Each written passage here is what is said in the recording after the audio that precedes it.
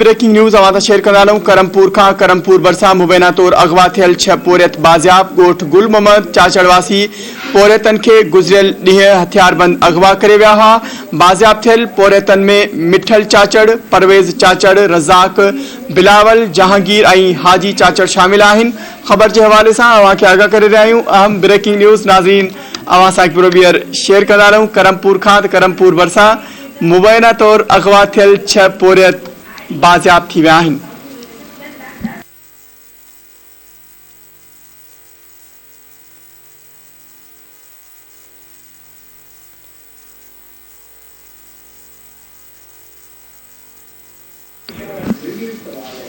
खबर के हवाले से नाज़रीन अवां खे आगाह करे रहिया आहियूं। गोठ गुल मोहम्मद चाचड़वासी पोरियतन के गुजरियल ॾींहुं हथियारबंद अगवा करे विया हुआ। बाजियाब थियल पोरियतन में मिठल चाचड़, परवेज़ चाचड़, रज़ाक, बिलावल, जहांगीर और हाजी चाचड़ शामिल आहिनि।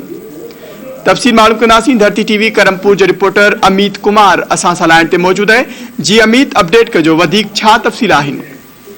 जी करमपुर भरसा चाचड़ बिरादरी जा अगवा थियल 6 पोरियत बाजियाब थी विया आहिनि। गोठ गुल मोहम्मद चाचड़ वासी 6 पोरियतन खे गुज़रियल ॾींहंनि हथियारबंदनि अगवा करे विया हुआ। कचे में काठियूं मिलण लाइ वियल पोरियत मिठल चाचड़, परवेज़, रज़ाक, बिलावल, जहांगीर ऐं हाजी चाचड़ खे हथियारबंद अगवा कयो हो। नापरकोट पुलिस राजूनी कोशिश ज़रिए मगन के बाज़ाब कराए वरितो है। जॾहिं त पुलिस बाज़ाब थियल 6 पोरियतन खे वारसनि हवाले करे छॾियो आहे। नापरकोट पुलिस पारां मगन के मुक़ाबले में बाज़ाब करण जी दावा कई वई है। जी अमित, वॾी मेहरबानी अपडेट करण लाइ।